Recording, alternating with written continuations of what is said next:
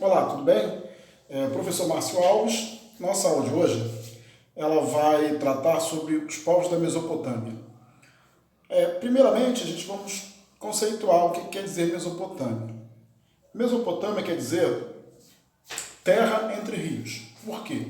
Essa região no Oriente Próximo estava entre dois rios, o rio Tigre e o rio Eufrates.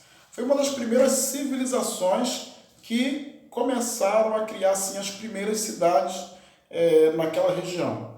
E vai aparecer uma coisa interessante, que são as primeiras escritas, chamada escrita cuneiforme. Era uma forma de cunha, né, que eles faziam e faziam os símbolos numa parte de tábuas parecidas feitas com barro.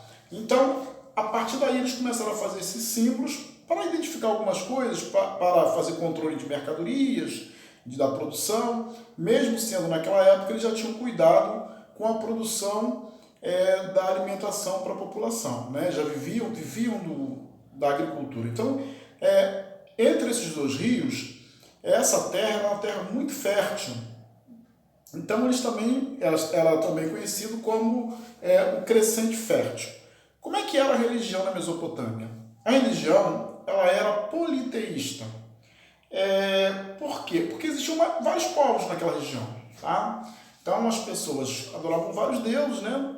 Uma religião politeísta é aquela religião que acredita que em alguns deuses da força da natureza, e assim as pessoas começaram a ter essa visão de adoração. Quem é que estava próximo dessa região? Qual era uma outra civilização? Os egípcios. Os egípcios estavam bem próximos ali, mas eles tinham também o seu rio, que irrigava todas as terras do Egito, que era o rio Nilo.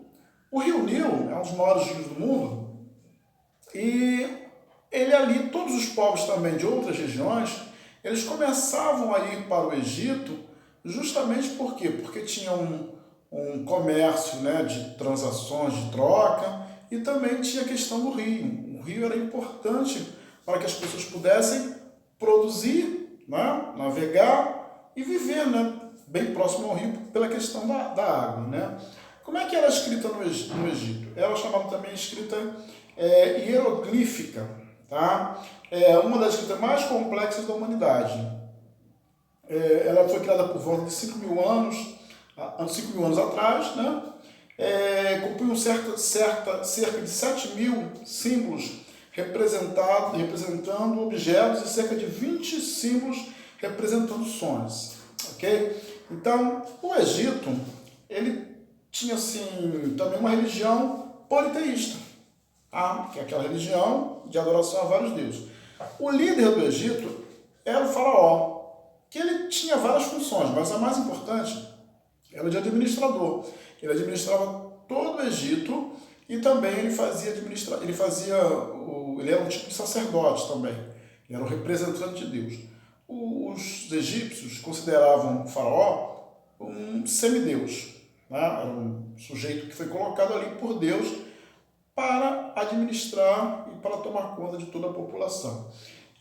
Como é que os egípcios tinham algumas características assim bem legais? Na questão do aterramento, quando a pessoa morria e tal, eles tinham um processo de mumificação. Como é que era isso? Claro, aquelas pessoas que tinham mais posses, né? Eles limpavam o corpo, né? Tiravam as vísceras, tiravam o cérebro da pessoa, né? Tinha um aparelho que eles tiravam, e a partir daí eles colocavam num pote as vísceras do cérebro, e aí eles preenchiam aquela parte que ficou vazia, limpavam e colocavam uma atadura e mumificavam. Com isso, viravam as múmias. E o enterro não era um enterro de forma horizontal, eles ficavam em pé, de forma vertical. Os faraós, que eram pessoas muito ricas, poderosas, eles construíram, né, as pirâmides. Então, cada faraó construiu a sua pirâmide, né, na sua época distinta e tal. Para quê? Para poder ser enterrado ali. E junto com ele ser enterrado também todos os seus bens. E tem uma coisa muito estranha, que é a questão dos empregados. Se o faraó gostasse muito de um ou dois ou três empregados, aqueles empregados teriam que ser enterrados com ele. Os animais, né? As joias, os móveis, todos eles ficavam nas pirâmides ali para que as pessoas pudessem conservar, porque eles acreditavam numa vida após a morte. Como é que eu posso explicar isso?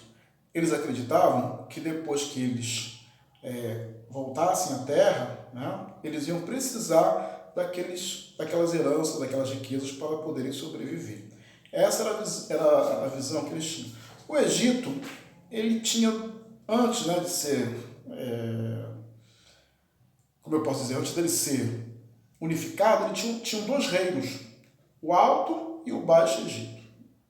Aí Menes, que foi o primeiro faraó, ele conseguiu unificar esses dois reinos.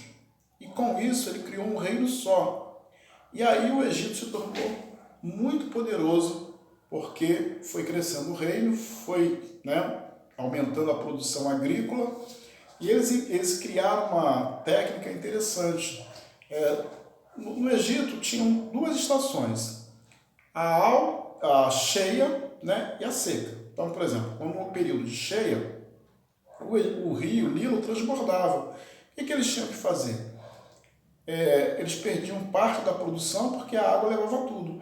Então eles conseguiram fazer umas valas, e a partir dessas valas, as valas iam irrigando a produção e não estragavam, né, o que já havia plantado. E com isso também tinha uma vantagem.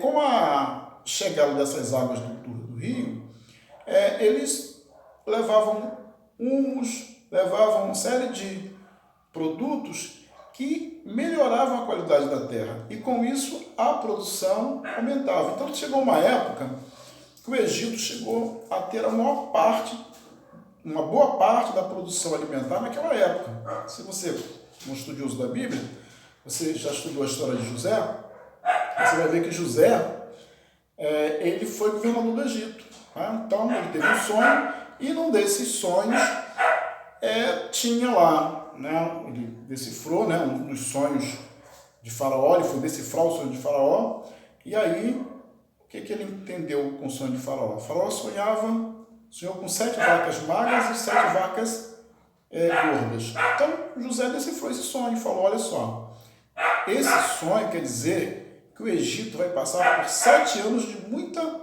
dificuldade. Mas se você economizar, mas se você guardar mantimentos durante 7 anos, você não vai ter dificuldade. O Faraó obedeceu aquilo que José havia decifrado para ele. E assim o Egito passou por 7 anos de muita fartura, enquanto todos os outros povos ao redor do Egito estavam passando por dificuldade. Então, assim, tem muitas histórias interessantes sobre a civilização egípcia, mas o que a gente pode entender? O que a gente quer resumir? Que é interessante, né? O que nós estudamos hoje? Mesopotâmia, terra, significa terra entre rios. Quais os dois rios? O rio Eufrates e o rio Tigre. Ela está numa região também conhecida como Crescente Fértil, ok? Os hebreus já estavam lá nessa região, né? Tinham vários povos ali que foram se formando também. O que nós também estudamos nesse capítulo?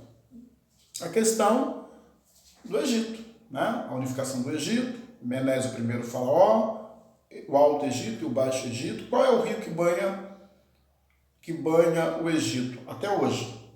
É o rio Nilo. Uma outra curiosidade também, legal, que é bom vocês aprenderem, né, e lembrarem, é que o Egito ele está no continente africano. Muita gente confunde, né, acha que o Egito não é África, né, acha que o Egito é parte do Oriente e tal, mas não, o Egito é África, né, como o Líbano, como outros lugares também que nós às vezes confundimos. Então, o que é interessante, o que nós aprendemos? Que o Egito é a África, que o Egito tem o rio Nilo, que banha até hoje o Egito, que também, né, o faraó, ele é um semideus, ele tem várias funções, ele é sacerdote, ele é administrador, ele tem uma responsabilidade muito grande sobre as pessoas também têm uma adoração muito grande sobre ele. O Egito, como aqueles povos da Mesopotâmia, são politeístas. O que são povos politeístas? São povos que adoram vários deuses. O que são povos monoteístas? São povos que adoram um único Deus. Tá? Então, assim, você pode compreender isso. Também vimos que lá no Crescente Fértil, né, na Mesopotâmia, nós vimos que a escrita que começou lá foi a escrita cuneiforme, enquanto a escrita do Egito é hieroglífica. Né? O sistema de mumificação, né, expliquei para vocês, processo de mumificação, o processo da escrita, né? Por que se começaram a escrever, a anotar as coisas? Pela questão da produção de alimentos, para calcular a quantidade de alimentos que precisavam produzir para a população. Estudem mais, pesquisem mais sobre o Egito e sobre a Mesopotâmia. São uma das regiões mais antigas da humanidade. Muito nós temos que aprender. Muitos estudos estão sendo feitos ainda através de historiadores sobre essas civilizações. Estudem, aproveitem. Um bom dia para vocês. Se cuidem, fiquem em casa. Cuidem-se, lavem as mãos, cuidem da higiene pessoal, porque isso é muito importante para a gente conseguir combater esse vírus que está atrapalhando todo o nosso relacionamento, toda a nossa convivência diária que nós tínhamos aí, ok? Saudade de vocês, um abraço.